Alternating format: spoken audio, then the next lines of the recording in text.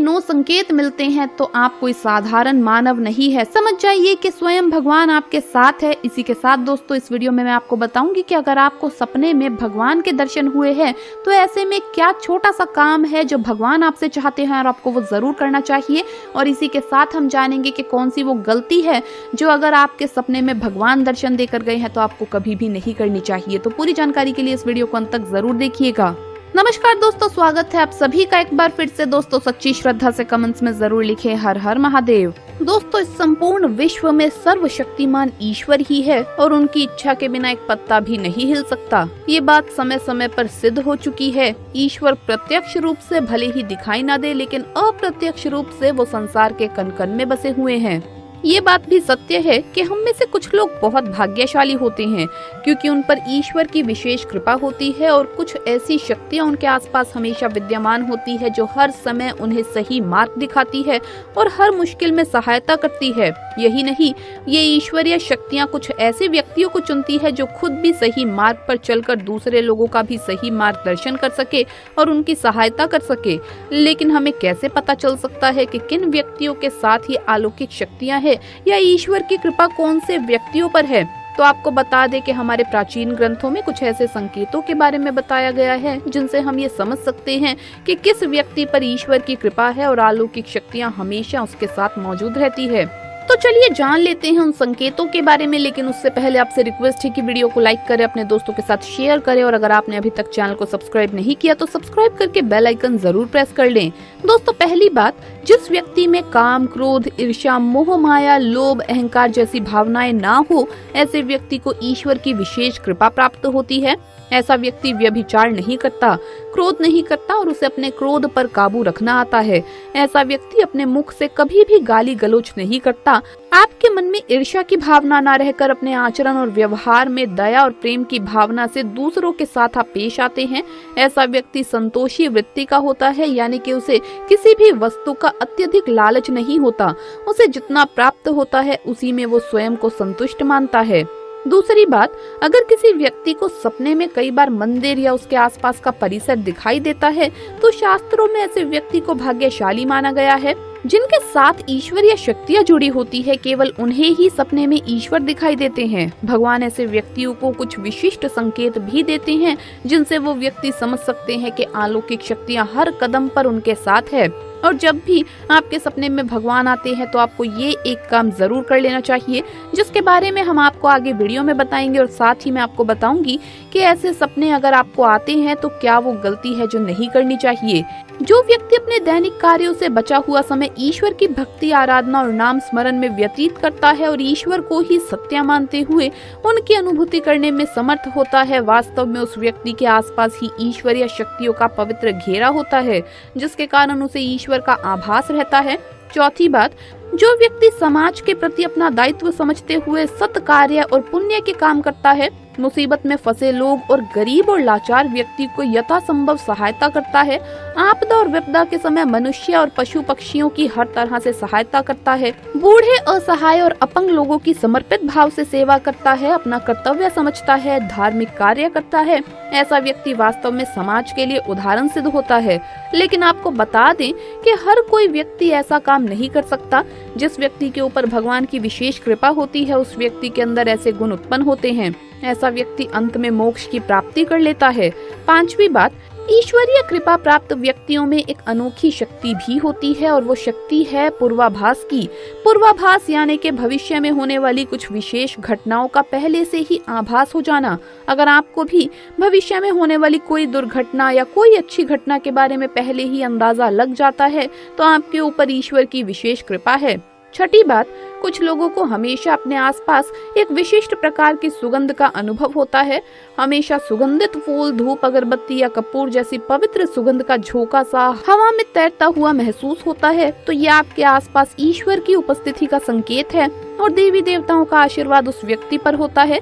सातवीं बात, ईश्वर का समय यानी कि ब्रह्म मुहूर्त जो कि सुबह 3:30 बजे से लेकर 5:30 या 6 बजे तक का समय होता है।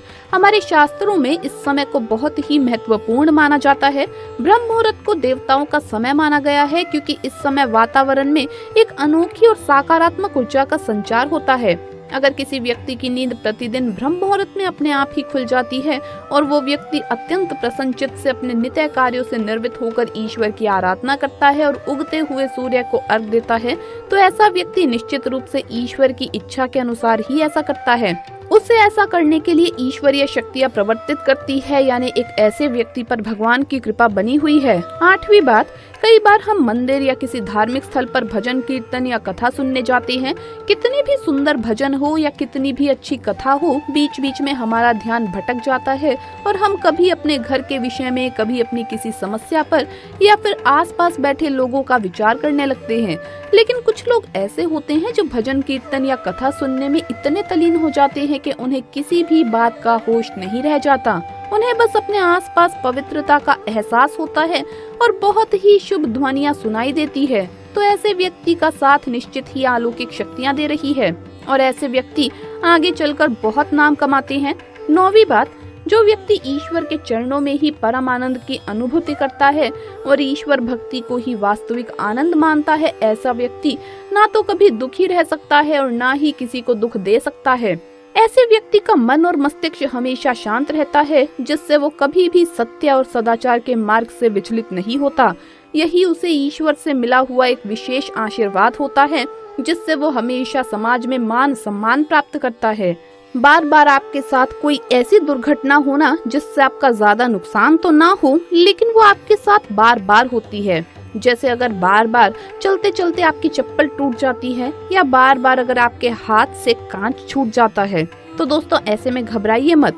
ये ईश्वर का ही आपको संकेत है कि आने वाले समय में वो आपका साथ तो देंगे, लेकिन आपको थोड़ा सा सजग हो जाने की जरूरत है। आपको अपने कार्यों में सफलता तो मिलेगी, लेकिन उसके लिए आपको मेहनत थोड़ी ज्यादा करनी होगी। ऐसे लोगों पर ईश्वर हमेशा अपनी कृपा बरसाते हैं, लेकिन साथ ही साथ हमेशा उनकी परीक्षा भी लेते जाते हैं। आपको कितना भी मुश्किल समय हो, बस घबराना नहीं है और ईश्वर का नाम जपना है। आइए अब बात करते हैं कि अगर आपको सपने में ईश्वर दिखाई दे तो आपको क्या करना चाहिए। दोस्तों, आपको सपने में जिन भी भगवान के दर्शन हो, फिर चाहे वो महादेव हो, भगवान कृष्ण हो, हनुमान जी हो या विष्णु जी या स्वयं माँ लक्ष्मी, सबसे पहले तो आप इस बात को जान ले, आपको ये सपना किसी बाहरी व्यक्ति को नहीं बताना चाहिए। और इसका कारण ये है कि जब आपके सपने में भगवान दर्शन देते हैं तो मतलब वो आपसे खुश हैं और आपका अच्छा समय अब आने वाला है।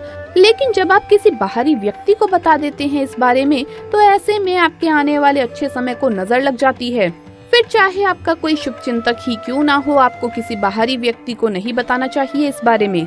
दूसरी बात, जब आपको किसी भगवान के दर्शन होते हैं और आप उन्हीं के धर्म स्थल या मंदिर पर जाने की इच्छा काफी समय से अपने मन में लिए हुए थे, तो ये संकेत है कि भगवान आपको दर्शन के लिए बुला रहे हैं। ऐसे में जितना जल्दी संभव हो आपको भगवान के दर्शन कराना चाहिए। मान लीजिए आपको काफी समय से माँ वैष्णो देवी के मंदिर जाने की इच्छा है और ऐसे में आपको सपने में माता रानी के साक्षात दर्शन हो जाए, तो समझ जाइए कि माता रानी आपको दर्शन के लिए बुला रही है। ऐसे में जितना जल्दी संभव हो आपको दर्शन के लिए जरूर जाना चाहिए और वहां जाकर आप जो भी मनोकामना मांगते हैं वो जल्द ही पूर्ण होती है।